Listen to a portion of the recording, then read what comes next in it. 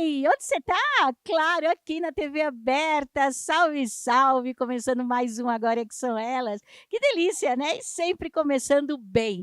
Sim, começando primeiro com o nosso chefe querido, chefe Amaury. Você ainda não foi em nenhum restaurante dele? Cara, entra aí agora, chefe underline Amaury. Olha o Amaury lá no Instagram e você vai ver, ele tem um restaurante mais gostoso que o outro. E ele é um chefe que faz tudo com amor. Então eu te aconselho a começar a semana na segunda. Dá tempo de sobra aí para você comer bem lá com o chefe. E aí, ó, não sai daí não, viu? Porque daqui a pouquinho eu tô com fome. Opa, desculpa, eu tô de volta. Isso aí, pessoal. Bora fazer nosso salmão grelhado? Vamos lá? Então aqui, ó, vamos ligar aqui nosso fogão. Ok. Deixa eu dar uma dica pra vocês aqui. Aqui eu já vou entrar com a manteiga derretida. Legal? Vamos lá? Vamos devagarinho, pra ela não poder queimar. Entra com um fiozinho só de óleo. Vamos aquecer bem, tá? Que é pra dar aquele chiadinho. Daqui a pouco nós já entra com o nosso salmão. Lembrando a vocês que ele vai ser grelhado e vai vir com os vegetais também, tá? Vou trabalhar com brócolis, cenoura ralada, ok? Vamos lá.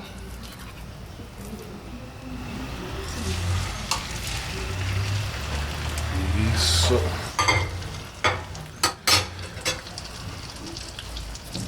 Aqui, pessoal, nós vamos dando um banho nele aqui, ó. Pra ele chegar no ponto, tá? Vou entrar com um pouquinho de noz moscada. Pimenta do reino. Vou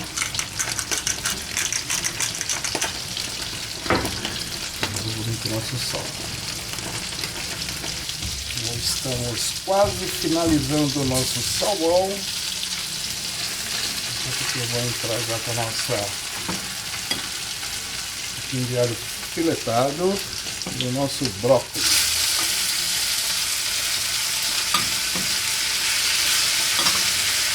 Tá pronto o nosso salmão grelhado, ok? Na manteiga, nossos vegetais. Uau. Vou tirar um pedacinho. Nossa, tá desmanchando, gente. Prontinho. Nossa, tá desmanchando. Lá vou eu.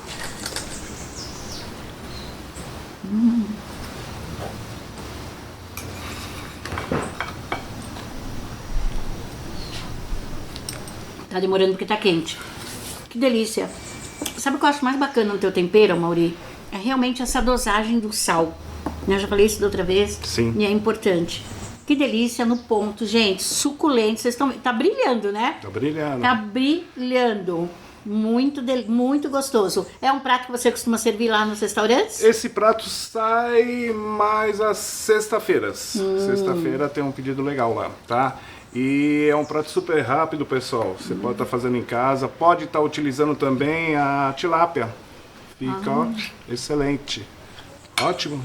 Maravilhoso. Bora lá. Semana que vem. Tamo Fechou. junto. Mais uma. Até lá. Olá, estamos de novo aqui, mais uma vez no programa Agora que são elas, e conversando aqui com a Eliana P. Moreira, estrategista da área de varejo, né, Eliana? E a gente vai falar de um assunto bem interessante aqui para você que é empresário, que é pequeno empreendedor, né? Você já ouviu essa frase com certeza de alguma forma. O cliente sempre tem razão? E aí, conta pra gente a sua experiência, Eliana. Olha, muitas vezes tem, tá? Mas muitas vezes é o empresário que tem razão. Teve um caso que aconteceu na loja, que eu tive loja durante 35 anos, que a pessoa entrou na loja, comprou, não sei o que, saiu, levou um tombo na rua, mas na frente da minha loja. E ela voltou dizendo que eu tinha que dar uma nova calça para ela, porque eu tinha estragado a calça quando ela caiu. Só que tem um detalhe, a calça não era da minha loja, era de outra concorrente. Entendi. Aí entra questões aí diferentes, que é a questão do direito do consumidor e direito civil também, por conta da questão, talvez, quem teve culpa desse tombo? Foi a calçada? Foi a prefeitura? Foi a rua? Então envolve outras questões também. E a gente estava conversando aqui, que você contou para mim nos bastidores, uma cliente que chegou a te acionar por conta de uma saia também, é isso? Por conta de uma saia que ela disse que tinha desfiado a meia de seda dela, que ela tinha ficado muito embaraçada e era uma saia que não tinha como, porque era de musseline, não tinha nem barra, era uma coisa de moda na época, e ela veio dizendo que eu tinha que devolver para ela o dinheiro da compra dela. E ela já tinha usado a saia? Ela então. já tinha usado, Entendi. tá? Só porque, segundo ela, tinha desfiado a meia dela, que era uma coisa impossível. Isso em 1990, logo que começou o Código do Consumidor. Entendi. E aí, que foi quando as pessoas começaram a ter mais conhecimento, informação com relação aos seus direitos, né? E aí as pessoas estavam achando que elas podiam inventar o que fosse, que iam ter razão. Entendi. Isso acontece até os dias de hoje. Enfim. Até, mas naquela época eu acho que foi bem pior, porque não tinha nenhuma lógica nas reclamações. E eu resolvi ir em frente, porque eu falei, eu quero entender esse direito do consumidor até onde vai. Quer dizer, como empresária, o que eu posso fazer para me defender? Sim. E eu cheguei à conclusão que a gente pode muito pouco. Exatamente. Muitas vezes vale mais um acordo que seja, o que é, porque o que você vai gastar de advogado, de não sei o que, não sei o que. Acho que não, eu acho que sai mais barato. Também. Dependendo do valor, sai mais barato. Porque às vezes a justiça também pode demorar, pode te dar mais outros prejuízos, como você disse aqui, outras despesas.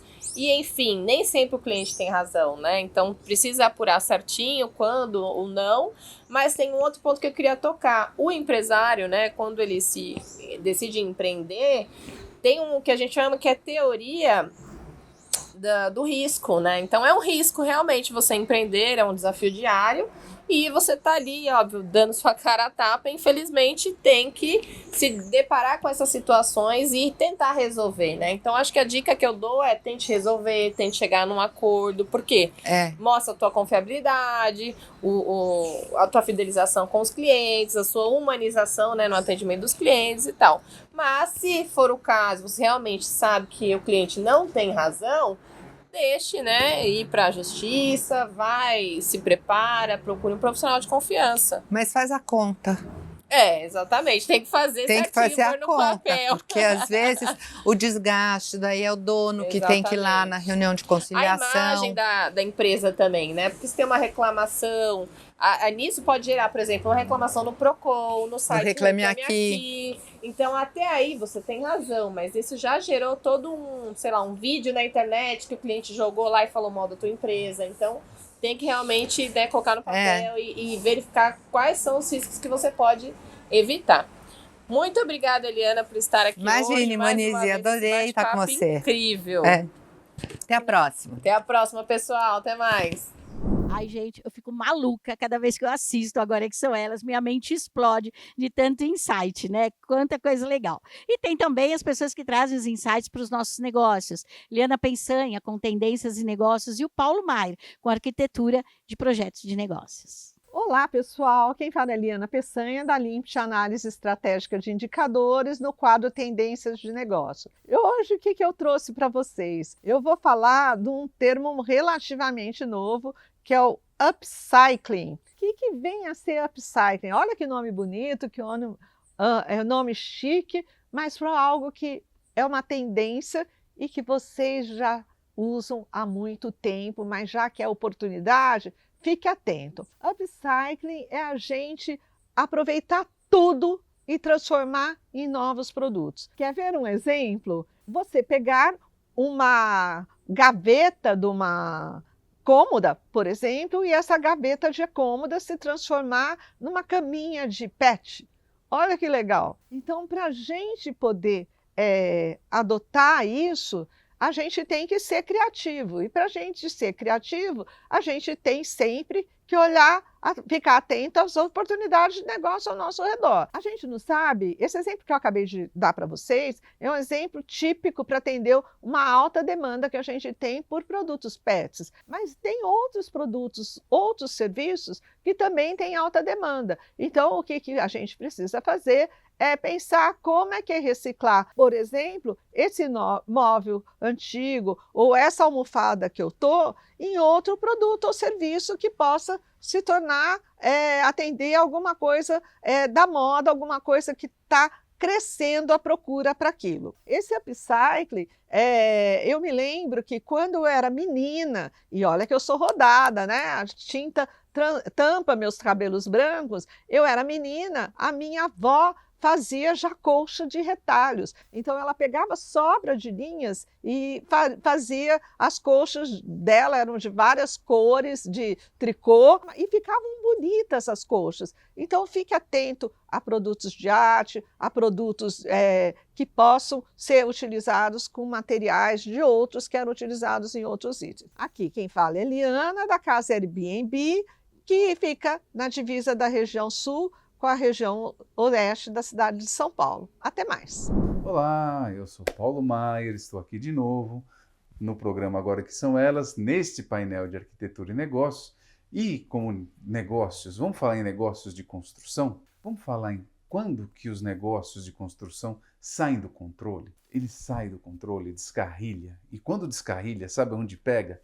Principalmente no bolso. É na grana, pessoal. A obra sai do controle completamente. Vocês já ouviram falar do amigo Jaque? Já que eu estou fazendo isso, eu vou fazer mais aquilo, e eu vou fazer mais aquilo. E às vezes o bolso não cabe, a obra para na metade, ou para na parte final. E isso é um caos, porque começa a se deteriorar. Quando você se recapitaliza, quer retomar, a obra tem que refazer um monte de coisas. Falta de planejamento, pessoal, é um caos. Falta de planejamento é um caos na nossa empresa, nos nossos negócios, na nossa vida e também nas nossas obras. Por isso é importantíssimo você saber o que você vai fazer, quando, com que recursos, em que tempo, porque isso mantém o dinheiro, o valor, exatamente onde ele tem que ficar. E a obra não descarrilha. Eu tenho ouvido, depois que eu comecei a falar dessa série de programas, tá? Tem vindo muitas histórias. Paulo, pai, eu vi lá, entendeu? Poxa, minha obra aconteceu isso, assim, assado. Conversei com um dono de restaurante. Paulo, eu comecei uma obra que ia começar com 50 mil. Ela parou em mais de 180. Então, pessoal, como é que é isso? Você já pensou? 50 mil já é uma boa grana. 180, então, quanto é isso? Como é que fica esses valores, pessoal, na vida de todo mundo? E você já conhece, eu tenho certeza que você conhece casos como esse. Evitem isso. Trabalhem primeiro com projeto, o segundo com bom planejamento e orçamento. E orçamento inclui não só valores, mas ela inclui recursos e prazos. Sempre continuo à disposição, adoro conversar com vocês. Me chamem nas redes sociais que estão aqui embaixo. Um grande abraço para vocês e até o próximo programa. Hoje eu vou contar para você um segredo de como que eu consegui escalar a captação dos meus clientes. Foi através da definição de um nicho lucrativo que tinha muito a ver com o meu propósito e também com a minha história de vida, os meus talentos. E aí, esse cliente começou a vir com mais assertividade. E qual que foi esse segredo, Carol? Foi a definição do meu nicho lucrativo. Meu nicho lucrativo que eu escolhi foram as terapeutas. Primeiramente, deixa eu me apresentar. Eu sou a Carol Prieto, sou mentora de negócios digitais e esse é o quadro Destrave Digital. Então, foi quando eu escolhi as terapeutas e as terapeutas me escolheram. Que então a minha comunicação ficou super assertiva para esse público. Eu comecei a chamar o meu público de terapeutas, eu comecei a chamar meu público de estrelas e elas começaram a se identificar comigo. Então eu comecei a falar mais sobre as dores, desejos delas, elas começaram então a vir com mais fluidez para o meu negócio. E é isso que eu quero também para você, que você então escolha o seu nicho lucrativo. E como que escolhe um nicho lucrativo, Carol? Não são as pessoas que escolhem o meu negócio, eu divulgo para todo mundo e elas vêm? Não. A gente escolhe o nicho lucrativo a partir a melhor forma, né, da gente escolher o nicho lucrativo é a partir da nossa paixão, dos nossos talentos e também do mercado. Então, você precisa fazer pesquisa de mercado para você escolher o seu nicho, tá? Mas quem escolhe é você. E como que você começa a acertar o seu nicho? Quando você faz a comunicação de acordo com o perfil desse público. Então, você precisa estudar o público, estudar as dores, desejos dele e começar a fazer a sua comunicação de acordo com esse público, usando a linguagem dele, os temas que ele gosta. E aí, sim, esse público vai vir. Através do digital, é através de conteúdos que a gente faz, ou através de anúncios, né? Mas mesmo os anúncios também precisam estar alinhados à sua comunicação. Bem, eu falo muito sobre isso, sobre comunicação, sobre nicho, lá no meu perfil do Instagram. Então, se você quer saber mais, entra lá no meu perfil, @carolprietomentora_, e a gente vai conversar sobre captação de leads e clientes. Um beijo, até o próximo vídeo. Voltando aqui, né? Hoje toda de vermelho, dama de vermelho e claro, dama de vermelho da Programoda, não tem para ninguém, do 42 ao 54, ou seja, atende praticamente todo mundo. 70 lojas no Brasil, você ainda não encontrou uma? Então não faz mal, vai na internet, www.programoda.com.br, você vai ver cada look sensacional para você ficar feliz, se sentir formosa aí nesse nosso querido mundão verãozão que está todo mundo curtindo. Programoda. Olá! Hoje nós vamos conversar sobre compulsividade e impulsividade. Quando a gente fala disso nos aspectos psicológicos, tem muita demanda, muitas pessoas sendo impulsivas, compulsivas. A gente acabou de passar aí pelas festas de fim de ano. Como que fica, Rita, essa questão quando você fala do dinheiro, né? Quando você trabalha as emoções e o dinheiro? Eliane, que prazer estar aqui com você, que prazer estar com vocês de novo. Então, vamos lá, né?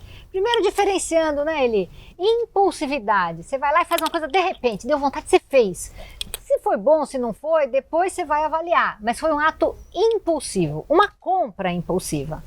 Mas a compulsividade que nem comer pipoca, né?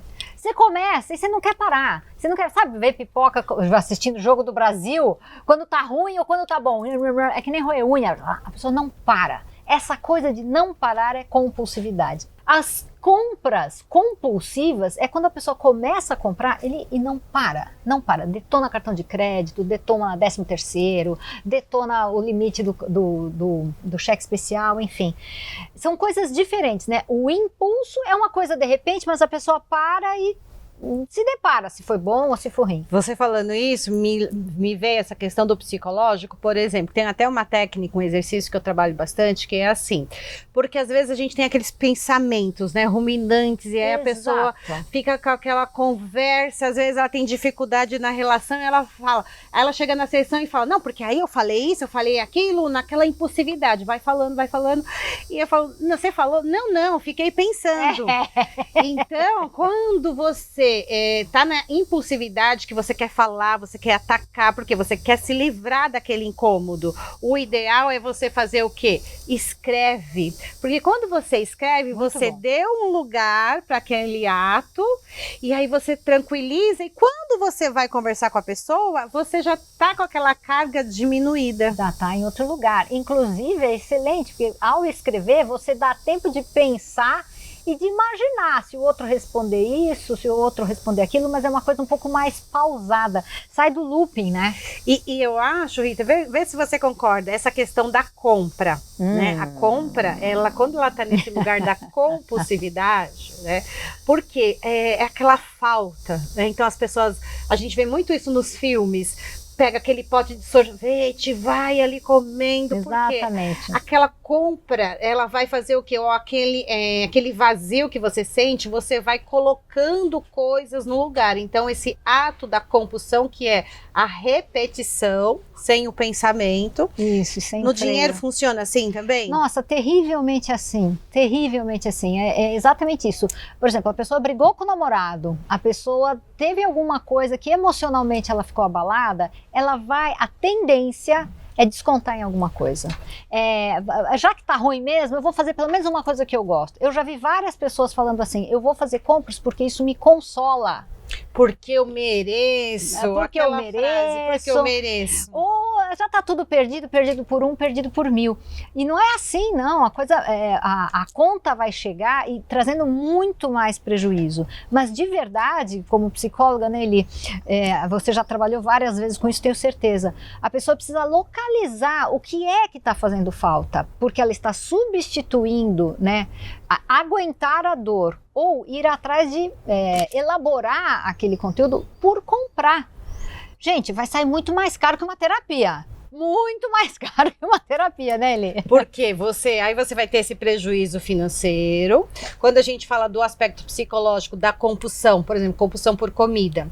Tem uma frase que eu gosto muito, Rita, que fala assim, ó, todo excesso existe uma falta, né? Tá cumprindo a função de colocar, sobrepor aquela falta.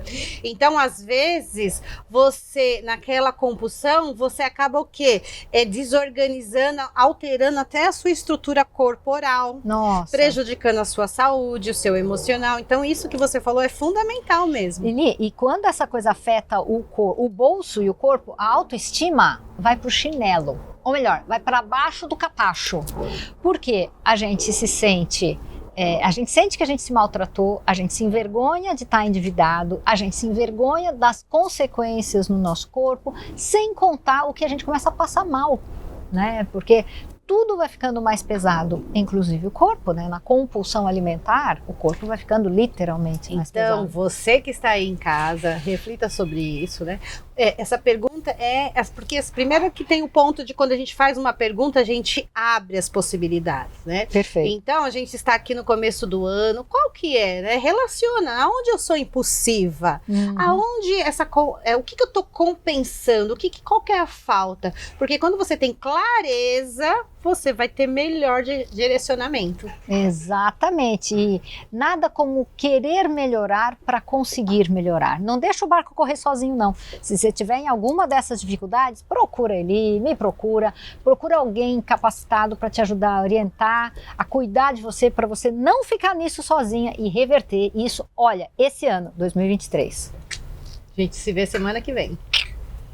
Bom, mas vamos para o que interessa, né? Já falamos de tudo aqui, de tudo que é bom, mas tem coisa que é melhor. Melhor ainda são os nossos colunistas falando sobre as coisas que são interessantes. Então, nós temos a Clarísia, junto com a Patrícia, perguntando sobre a sua saúde, isso mesmo. Logo em seguida, a doutora Sandra Lima quer saber do teu patrimônio, sim, porque estar saudável financeiramente também é bom. E para terminar, quer juntar mais dinheiro, quer fazer as coisas ficarem melhores? Giliane Mostasco, com Investir é para todos. Hoje nós vamos falar sobre o pilar número 2 de um envelhecimento saudável. São os exercícios físicos regulares. Por que eles são tão importantes? Porque uma atividade física regular é capaz de liberar substâncias anti-inflamatórias que combatem aquele estresse oxidativo que oxida as nossas células e nos faz envelhecer mal. Eu sou a doutora Patrícia Valentini de Mello, eu sou médica, ginecologista e mastologista e estou aqui para tentar ensinar você a viver bem e envelhecer de forma saudável.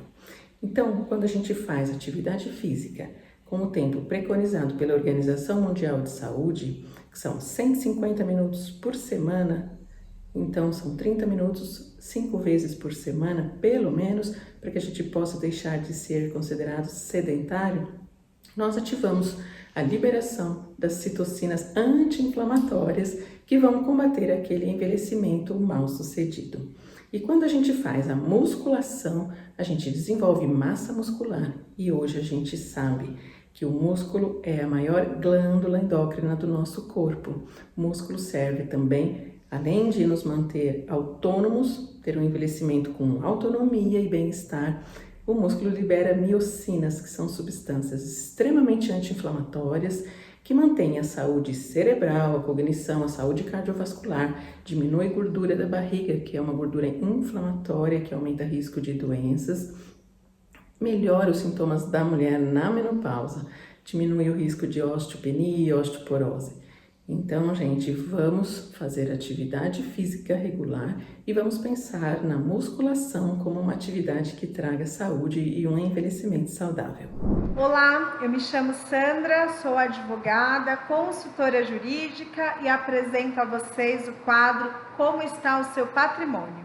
Eu vou passar uma sequência de vídeo nos próximos programas sobre os direitos do consumidor que adquire o imóvel na planta, ou seja, aquele imóvel comprado antes da construção. O imóvel na planta é aquele que o consumidor ele não sabe exatamente se o que ele está comprando agora vai ser entregue igual lá na frente. Por isso que é importante ficarmos atentos a algumas orientações no momento da compra. São muitos os direitos do consumidor que devem ser garantidos pela incorporadora desde a assinatura do contrato de compra e venda do imóvel. Esses direitos, eles são fundamentais para evitar que o consumidor saia no prejuízo, especialmente nos casos em que a incorporadora ou a construtora age de forma abusiva. Por isso que é importante você conhecer os seus direitos e exigir no momento certo. Hoje eu vou falar especificamente do memorial descritivo da obra. Você já ouviu falar? Ao assinar um contrato de compra e venda, você deve receber uma cópia do memorial de incorporação da obra. Esse memorial, na verdade, ele é um conjunto de documentos da obra que constam as aprovações daquele empreendimento e que são registrados no cartório de imóveis. O corretor precisa te entregar esse documento. Nesses documentos contém os principais detalhes sobre a construção e é importante que o consumidor peça cópia desse memorial de incorporação ao corretor de imóvel e confira os documentos para garantir e trazer mais segurança na compra. Além disso, esses documentos podem ser utilizados para comprovar a violação de direitos do consumidor que adquiriu o imóvel, caso o empreendimento final seja diferente daquele que foi prometido pela incorporadora. Você sabia dessa informação? Gostou? Vai ficar mais atento para pedir o memorial de incorporação da obra no momento da compra e venda?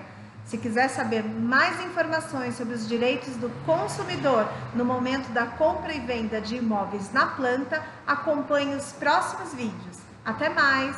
Se você quer ter uma carteira de investimentos consistente e preferencialmente que não sofra muitas influências de fatores econômicos e políticos, tanto aqui no nosso país quanto no cenário global, vou te dar algumas dicas. Se o seu perfil for mais conservador, ou seja, não gosta de se preocupar com a volatilidade de certos investimentos que, em geral, são mais suscetíveis aos fatores externos do mercado, minha sugestão é concentrar o seu patrimônio em ativos de renda fixa e preferencialmente pós-fixados em CDI. São aqueles que irão remunerar um percentual superior ao 100% do CDI. E nesse caso, quanto maior esse percentual, melhor, porque você irá receber acima da taxa de juros da economia Selic. Também é importante ter uma parte investido em ativos atrelados à inflação, o índice IPCA, acrescido de uma taxa real, para que, se a inflação disparar, você esteja protegido e ainda terá um ganho real descontado da inflação. Um percentual menor também é interessante possuir com investimentos que têm uma taxa pré-fixada, isso se a taxa for superior à atual taxa básica de juros, a Selic, que atualmente está em 13,75 ao ano. Se você acredita que os juros se estabilizaram e a tendência é reduzir essa taxa, ideal encontrar taxas que estejam acima do percentual atual e por prazo não muito longo, entre 2 a 4 anos. Nesses investimentos em renda fixa, você encontrará uma diversificação de papéis, como os títulos públicos do governo, as emissões bancárias, como CDBs, ILCI e LCA, os créditos privados como CRI e CRA e os fundos de investimentos em renda fixa. Se você quer construir um portfólio de longo prazo, como por exemplo, superior a 10 anos, é interessante possuir uma previdência privada que lhe trará retornos bem interessantes e benefício tributário em relação ao percentual de imposto de renda, além de ser uma estratégia para a sucessão patrimonial e sua aposentadoria. Pensando também no médio ou longo prazo, é interessante alocar um percentual menor do seu patrimônio total em fundos de investimentos multimercado para você obter retornos superiores aos que são apenas de renda fixa. Isso porque haverá um percentual também em renda variável, permitindo tomar um pouco mais de risco para obter mais retorno. Construindo uma carteira com percentuais equilibrados nesses tipos de investimentos, você conseguirá ter retornos bem interessantes e consistentes. Quer saber mais? Me chame nas redes sociais, que será um prazer lhe orientar. Eu sou a Juliane Mostaço, assessora e sócia do escritório RB4 Investimentos, credenciado a XP.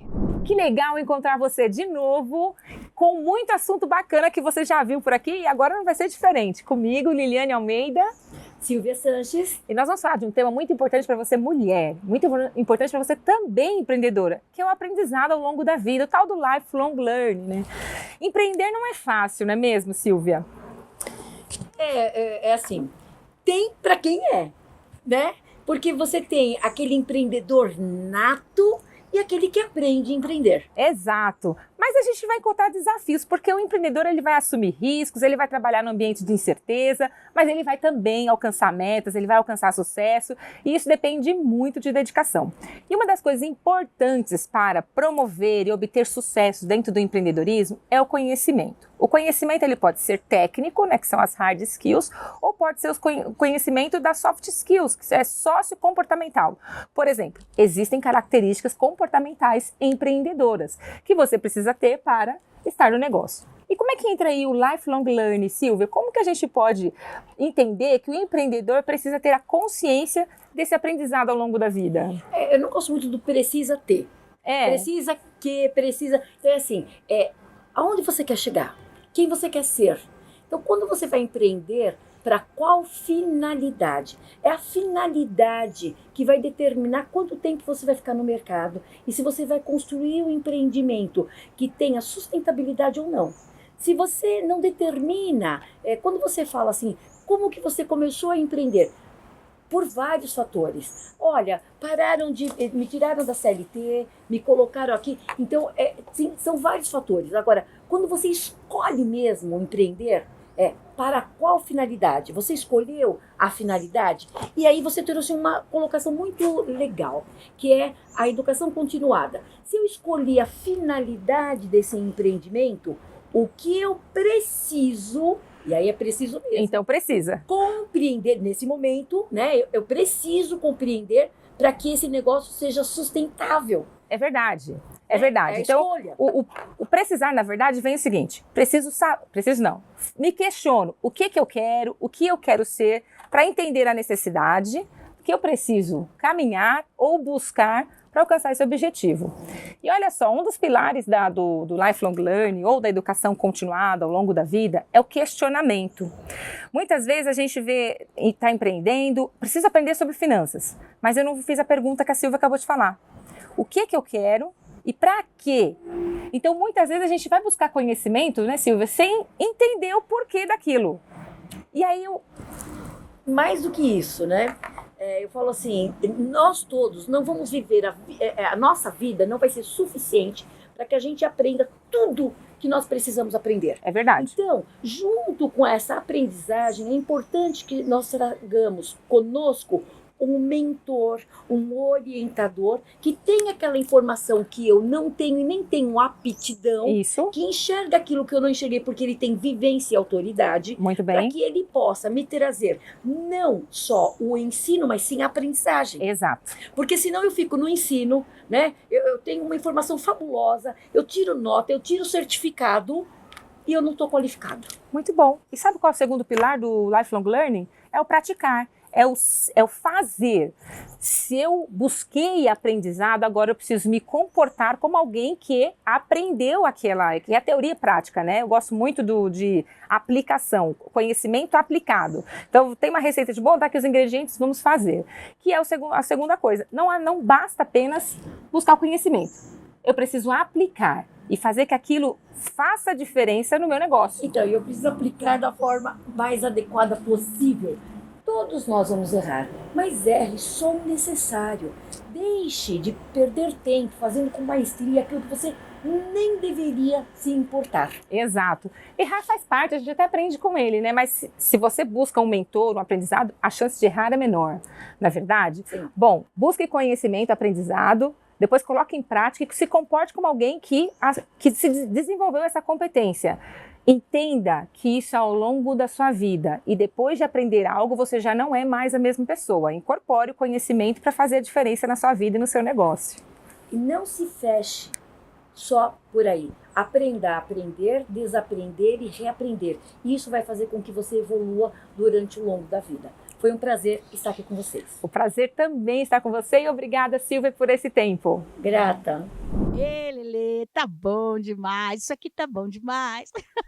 Verão dá uma vontade de sair dançando, né, gente? É isso mesmo. Mas dançar mesmo, a gente só pode depois que a gente dá uma olhadinha aí se as nossas ações, nossos resultados estão ok. E para isso a gente tem a Raquel Abrego falando tão bem sobre isso. E para gerar mais ações e mais resultados para você, claro, Andréia Martins da Amo Joias. Uma joia mais linda que a outra, que vai te ajudar aí a fazer uma renda extra. E se você quiser trabalhar com 2 produtos, Dermari Cosméticos, da Kika Chamas. Gente, não tem para ninguém. Esse trio aqui vai fazer você voar. Olá, meu nome é Raquel Abrego, eu sou estrategista e mentora de vendas e liderança e vou estar aqui com vocês no quadro Suas Ações e Seus Resultados. Hoje eu quero falar com vocês sobre constância. O que é essa palavrinha mágica, eu costumo dizer? Constância é em tudo que a gente precisa fazer para ter resultados. O que acontece hoje? Muitos empresários, empreendedores acabam fazendo alguma atividade por 1, 2 vezes, já querem ter um resultado. Só que isso não acontece. A gente precisa passar por um processo, a gente tem que fazer todos os dias e ter constância nisso, porque senão o resultado ele não vai acontecer.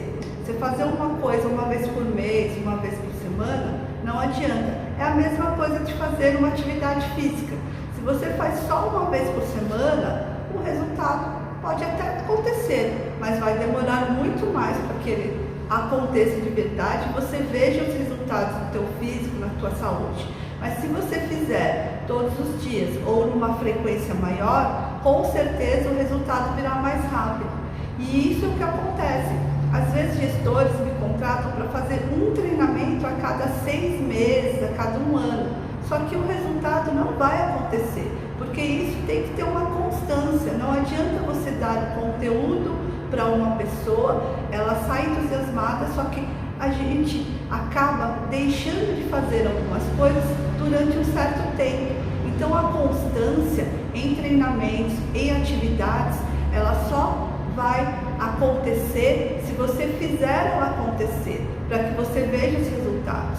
Então você tem que incentivar para que essas constâncias que a gente fala, né, que essas atividades sejam feitas diariamente ou num período menor, se você incentivar para que isso aconteça. Você faça treinamentos constantes, que você incentive, motive as pessoas a fazerem. Então, se você é um líder, se você é um gestor, veja se a sua equipe está tendo constância no que você quer ter resultado, porque assim é que você vai ver ele acontecer. Por exemplo, nas minhas atividades diárias, todos os dias eu falo sobre vendas e liderança. Por quê? Eu mantenho uma constância para que isso aconteça dentro do meu time, dentro do meu hall ali de amigos e dentro das empresas com que eu trabalho. Então, manter essa constância vai trazer um resultado para todo mundo. E se você quiser saber mais e saber como eu posso te ajudar, me siga nas minhas redes sociais e entre em contato. Até mais!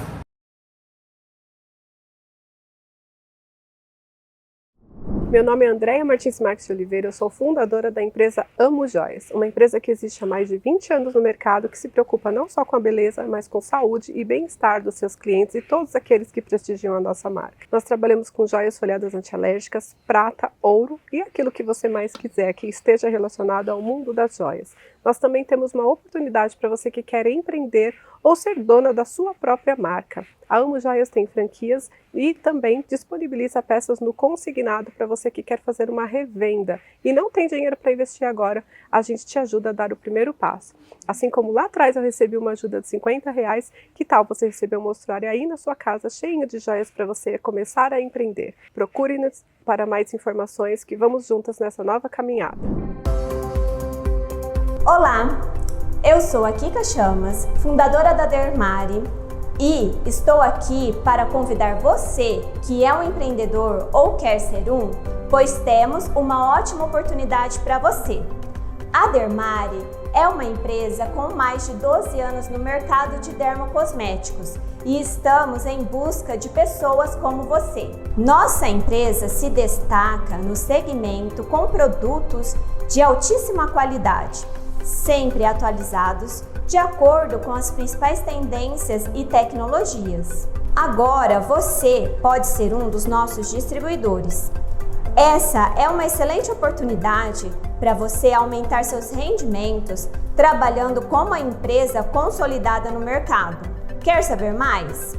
É só preencher o formulário agora mesmo e você irá receber todas as informações. Faça parte do nosso time e trabalhe com os melhores dermocosméticos do mercado. Vem com a gente! Olá, tudo bem com você? Eu sou Fran Muraca, sou advogada e hoje eu vou trazer para vocês a visão referente à adoção, mas não é só isso. Não aquela adoção formal que todo mundo conhece. Então, a gente vai falar das formalidades sim, mas nós também vamos trazer uma visão diferenciada da constelação e é por isso que eu tô aqui com a Eunice. Tudo bem, Eunice? Eu estou ótima, graças a Deus. É um prazer estar aqui e trazer esse tema que eu gosto tanto e que faz tanta diferença. Eu espero que seja útil esse nossa troca. 30 anos de experiência? Exatamente, 17 anos de experiência, 32 como psicóloga. Olha só, gente. Então, olha só, para adotar uma criança, você sabe que tem que ter pelo menos 18 anos. Mas não é só isso. Você precisa estar cadastrado no Cadastro Nacional de Adoção. Isso se faz na vara da infância. Só que assim, ok, eu quero porque quero adotar uma criança que foi abandonada lá na minha casa. Eu posso? Pelo direito, não pode. Isso é ilegal. Se você levar isso para o juiz ou para o cartório para tentar adotar essa criança, você vai ser barrado. E no direito sistêmico, na constelação, como é que funciona? Aquela criança tão linda na minha porta, Eunice, eu posso ficar com ela? Então, no direito sistêmico, nós seguimos primeiro todas as questões de lei. Tudo que é legal segue também o direito sistêmico, ou seja, segue dentro dos parâmetros da constelação familiar. Só que as desordens que acontecem são diferentes. Eu posso ver aquela criança, saber a procedência, e antigamente era muito comum, as pessoas faziam, olha, eu vou ter um filho, vai lá no hospital e já pega porque eu não quero. O que acontece de desordem? Muitas vezes essa criança, ela vem com registro, ela já tem uma identidade, a mãe simplesmente sai ou o pai sai e fala, tá aqui, cuidem, ou deixa na porta e fala, esse aqui é o registro, eu não dou conta de cuidar mais, ou simplesmente deixa e vai embora. Quando esses pais, que são chamados hoje pais do coração e que até pouco tempo eram os pais adotivos, quando eles escolhem simplesmente pegar essa criança e buscar uma forma de regulamentar essa história, e muitas vezes, Fran, o que eles faziam? Eles rasgavam aquela certidão de nascimento para que não tivesse vínculo mais nenhum com a história pregressa, eles davam um novo nome, quase rompendo com toda a história dessa criança. E aí é bem interessante porque muitas vezes você recebe no consultório pais ou crianças adotadas e as pessoas chegam com uma história e falam assim, e as pessoas sempre falam que criança adotada não dá muito certo. Olha só, gente, que interessante. Então eu vou contar uma coisa na prática para vocês. Tem uma senhora que ela já tinha 5 filhos. Uma das meninas foi mãe muito cedo e foi embora. A filha dessa senhora era drogada. E aí o que ela faz? Ela teve bebê, largou com a avó e foi embora. Ninguém sabe, ninguém viu. Sem documento. A criança começou a chamar a avó de mãe. De mãe. Olha a desordem. E o pai, que não era pai da menina, mas que era marido da senhora, sim, era chamado de pai. Uau. Ela foi no meu escritório para a gente regularizar essa situação. Gente, não pode adotar. É isso que eu disse. Mas tem uma saída para você legalmente. Você pode pedir a guarda, já que você é a avó. E aí não há desordem emocional, não é? Sim. Então, uma saída. Não há desordem jurídica, porque ela vai pedir a guarda. Mas dentro da constelação familiar, a desordem é quando essa avó assume o lugar de mãe. Olha só. Porque a força que chega até essa criança, mesmo a mãe tendo ido embora, lembrando que a constelação ela não julga em momento nenhum. Isso. Muito pelo contrário, ela diz, se essa mãe, por amor, foi embora e deixou essa criança, é porque ela tinha certeza de que essa avó estaria cuidando dela melhor do que ela poderia. Então, quando essa avó assume o lugar de avó e deixa para essa criança a certeza de que ela tem uma mãe biológica que não sou eu e que está vivendo a vida dela, a história dela, mas que por amor tão grande confiou você aos meus cuidados, é como se reconectasse essa criança com a fonte. Isso. Mas se essa avó assume esse lugar de mãe, e eu assisti uma história mais ou menos assim, a avó cuidou da menina, só que quando a mãe voltou e falou, eu já tenho condições, devolve minha filha, ela falou, agora você não leva. Gente, vou cortar ela aqui, porque o nosso tempo acabou, mas o assunto é tão interessante. Então, nos siga na rede social. A gente tem mais para falar de adoção, de todos os problemas e da legalização. Se você tem problema, procure a Eunice ou me procure e a gente vai te ajudar. Eu estou no Eunice Porto Real. Fran Muraca. Até segunda que vem. Ai, meu Deus, quando chega essa hora, né? A gente viu o programa todo aí, foi tão legal, tanta informação bacana, mas quando vem o Lions, né, a gente fica com aquele questionamento, será que a gente está fazendo o que a gente pode pelo outro? Então, quando você é um leão, você faz parte do Lions Internacional, você consegue. Ouve aí o recadinho da nossa presidente. Lions é o maior clube de serviços do mundo. Estamos em 210 países e somos 1,5 milhão de associados. O que nós fazemos? O bem. Nós estamos ligados à ONU pelas ODS, então todas as causas humanitárias nós abraçamos. Nós, do Lions Sororidade Social, abraçamos a causa da mulher em violência doméstica. Se você que está nos assistindo quer nos ajudar de alguma forma, basta entrar no Insta e mandar um direct. Eu sou Patrícia Cláudia Pereira, estou como presidente do Lions Sororidade Social nessa gestão. Conto com você, com seu carinho, com seu apoio, com seu abraço, com a sua disposição. Vencer Lions, vencer Sororidade Social. Oiê, você sabia que o seu comportamento e a visão de si mesma pode mudar através de um novo corte de cabelo? E também o objetivo da sua imagem e a sua intenção que quer representar faz toda a diferença? Isso mesmo, eu do Janiune, que posso te ajudar, tenho o dever de captar a intenção do seu coração que te representa. E assim eu posso perceber entre técnica, uma linguagem corporal e algumas perguntas de morfopsicologia, pode te ajudar realmente como você quer expressar a sua imagem. Não é bacana isso? Cada um tem um corte, uma geometria que faz concluir e te representar pela sociedade e assim melhorar a percepção de você mesmo. Então eu crio uma geometria exterior, que é um corte, como todas as profissões. Criação, como engenharia, arquitetos, tem que criar. E nessa criação existe textura, forma, cor, contraste, e aí sim, combinando com você. E aí, essa moldura externa, criada no seu momento, conectada com a sua intenção do coração, vai te representar e falar sobre você. Eu costumo dizer que a gente, dependendo de que a gente é um outdoor por aí, que comunica, que fala. O cabelo, ele expressa a nossa linguagem, corpo, um pouquinho de nós.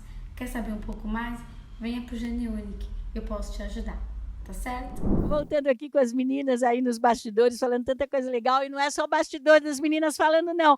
Acabou de um tucaninho entrar aqui na gravação e a gente teve que dar uma paradinha. Olha que delícia. Imagine você aqui, eu não ia perder a deixa do tucano para poder falar dessa casa sensacional para você passar um fim de semana aqui e curtir. Gente, tucano, macaco, olha que legal. Onde mais você vai ter uma experiência como essa aqui dentro de São Paulo? Vem agora.